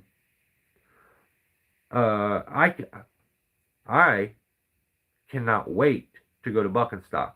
I've already made sure I called my work and asked off. I scheduled off for June 26th, 27th, and 28th, where I can go to Buckenstock. I can peace, love, power saws, and penises. It's going to be zesty as shit, but I'm going to be there. It's going to be nice. I don't know. I just can't wait. You guys should go too. It's going to be fun. But yeah. And then he put out another video called Bad Tree, Sneaky Wedge for the Win. Your title sucks. You're tubing too hard, old man. You're an absolute kook. But I'm going to be straight up. He's a very good logger. He's an arrogant dumbass that makes the same stupid mistakes over and over and over, but then will put out a video here within days telling you not to do what his dumbass just did, and then he will continue to make the mistake. But it's like, I don't know. He's so good at logging, at being a faller, but he's so into trying to look cool for the camera that like he lays there next to the stump and just watches, when he knows, he just said it in a video like a couple days ago, I spend too much time on the stump. I need to get away from the stump. But instead, he stays on it for the sake of the cameras. I don't know what the hell he's doing it for. He's just weird. Maybe he does. I don't know, for the footage. But here's where I want you guys to check. And what did I say this video was called? Bad Tree, Sneaky Wedge for the Win. Here's the real bucking coming out. Okay? At the 15-minute mark, he's doing an outro. And he says, friends, this is the shady prick that comes out, and then he won't just man up and own it. He'll pretend like, I didn't mean nothing by that. Peace and love, friends, be kind. But he says, friends, and they pretend like this is one time. Never do this again. Never do this again. But pretend like I'm bucking for a second. He says, friends, in BC, where I live, we have standards. Okay? He said, but I loved logging in the States. Like when I was there, when I logged, it's trash in the stumps. Like the stumps there in the States, there's no standards or anything. You just, anything goes. Like some of the stumps look like they've been chewed on by 10 beavers. But here, we have standards. You know, stumps got to be a certain way and got to look good. Okay, if you're just a fucking absolute tard and have no self-awareness, you wouldn't catch that he just told you you suck. And none of his followers did. They're like, you're so right, Buckin. We suck in the States. You're so good. He told you you suck. He's awesome. You guys don't know what you're doing. You're trash. You're straight trash. You're garbage. Like, I don't know. But that's the shady shit that he does. He stays very vague and he talks shit on people. Like anybody who uses the shark nipple or the scissor wheel or the bore cut. But then he'll turn around and be like, oh, friends, bore cuts are so nice and handy. This guy's an absolute fucking fraud. I don't know. Talks out both sides of his ass. So, and then I want to like Luke, his like soon-to-be son-in-law. I want to like that guy. Because he seems like, but I think he's a lost cause. I think he is a kook in training. So, I think I'm out. I don't think I'm going to even try. So, last one, All Trees and All Seasons put out a video called Hang and Bang, Rigging Like a Pro. First of all,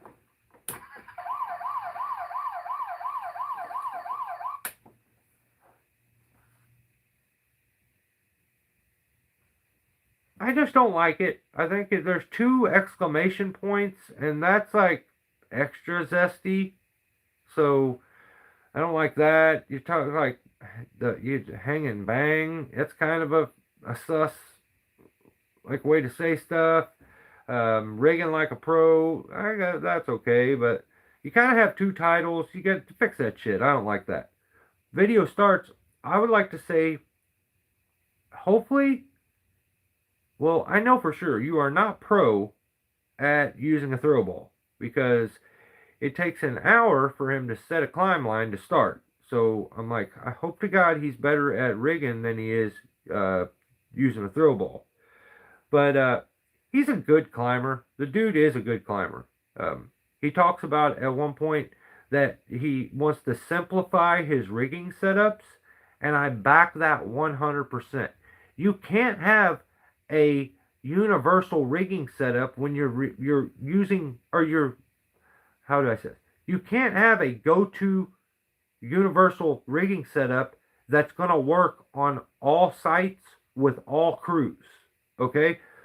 Here's the problem when you're a contract climber is it's your responsibility to build a rigging setup that suits the tree or the task that you're doing and isn't overly complicated for the rope tender or the rope guy to use. So what I mean by that, I want to hook up the bollard with the CMI rope jack and start lifting limbs all the time and doing all this. That's too much for my guy to figure out. Like we'll spend the time one day going over how to use the CMI rope jack and how to start lifting limbs and doing all that, but we've never done that.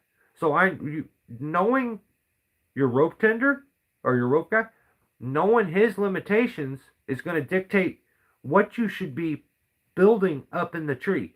You don't build this super complicated rigging setup and expect this guy on the ground who doesn't have knowledge or experience to understand it. That's when it becomes your job. You don't overcomplicate things because you want to make a good YouTube video and then get pissed at the ground guy because he can't understand it. A good contract climber makes sure that he solves the problem without ostracizing a person onto the crew. So you make this super complicated, like you don't think I want to go super complicated with everything and make it real fancy and like use all the gear?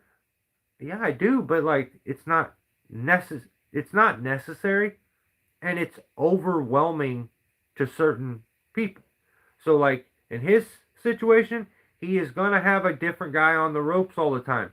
I stopped that from happening because even if I'm going to help somebody, I'm taking a rope guy with me because that is so important in my opinion. I would rather go out of pocket for that guy always than to take the risk of having somebody who doesn't know how I do things running my ropes.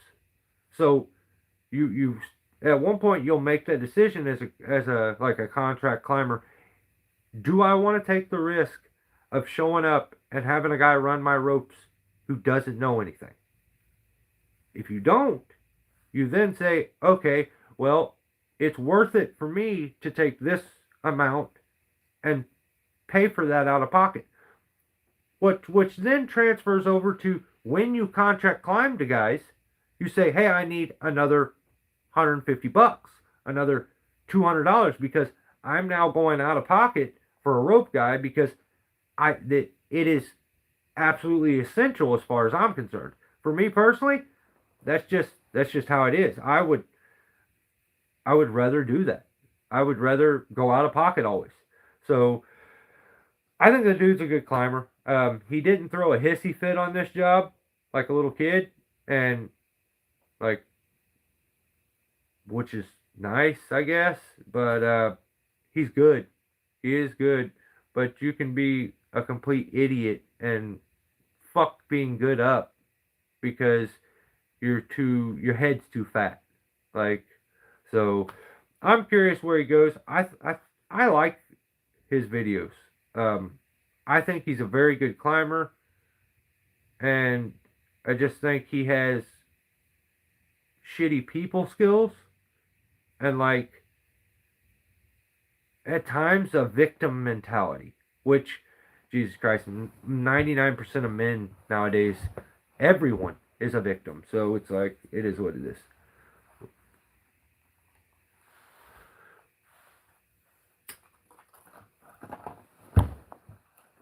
All right, well, that's all I got for you guys this week. Yeah, that's what I got, I think. All right, let me see. We hit right at 2 hours. Yeah, I think that's it. Do no more. Midweek live? They both are gonna reconsider the hug.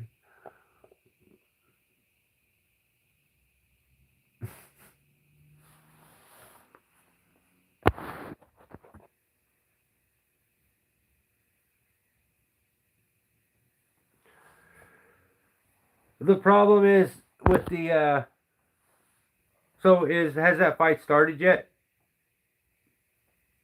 My only worry for Max is that I don't know if I'll do a midweek live. I am gonna. That's my worry, is that I still think Max wins, but I think Max isn't gonna do what Poirier did and what others do. I think he'll go down and follow Charles down. So that's the part that worries me, is Max will follow him down to the ground, where other guys were smart and were like, nope, nope, get up. And Charles knows this. I think people think Charles has got a bad chin. I think Max wins by decision. Charles has a very good chin. It's just, if he gets even remotely rocked, he flops to his back. Like, that guy could submit you in a pitch dark room. Like, that's just the way he doesn't need his sight is equal. Like, so when he gets hit and it's even anything that just like a little flash, he just goes to his back instantly. It's all like that's routine for him. If you watch his fights, he gets knocked down more than any fighter. And I just don't believe. Buck, yeah. Has anybody found him yet? We need Andy back. Oh, man, I remember Andy. He was a good guy. I wish he would, like, randomly swing by and, like, be on this channel one day and see us all talking about him. And we all have tattoos. R.I.P. Andy. Oliveira is a savage. Like, he is gonna... That's one thing, is he's gonna walk forward. He's not walking. He doesn't do the back step thing. He will walk forward to his detriment. Like, and his pressure's wild. So it's gonna be a beautiful fight. I think it's gonna be really, really, really good. It's just I think Max's footwork is too good to be deterred by Oliveira's marching forward nonstop. So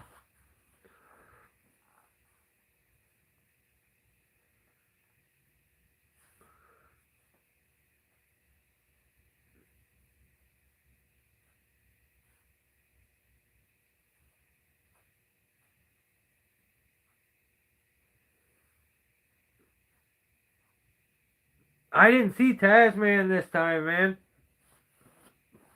That dude's a fucking... He's not... Like, there's being a kook, and then there's being a cosplaying kook, which I think you actually have to surrender your testicles to do. And I don't understand it. You guys hear about Sizemore being Bino's daughter? That's crazy, too. I don't even know how that happens. Max ain't getting to use his feet. Yeah, I mean, he's got to though, because Charles is not gonna do anything but walk straight forward. That's what Charles does.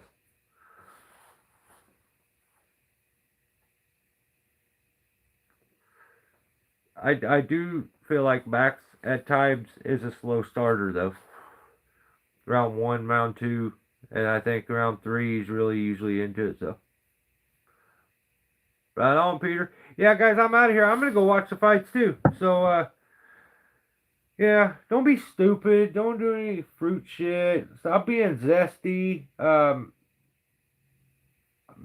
Tim, you need to make a public apology for that swallowing that banana and looking us in the eyes. I hated that. But yeah, you guys enjoy the rest of your weekend. Stay safe. And as always, I'm here. If I can help you guys, I appreciate you giving me your time, your attention. And I will be putting out content for this 3 months until I get out of YouTube jail. And it will be up for free with no monetization. No ads, no nothing. So let me know if you watch a video and there's a stupid ad, because like I'm not getting anything. I'm not monetizing. I want to make sure YouTube isn't monetizing it. So stay safe. I appreciate you guys, and I'll catch you later. Have a good one.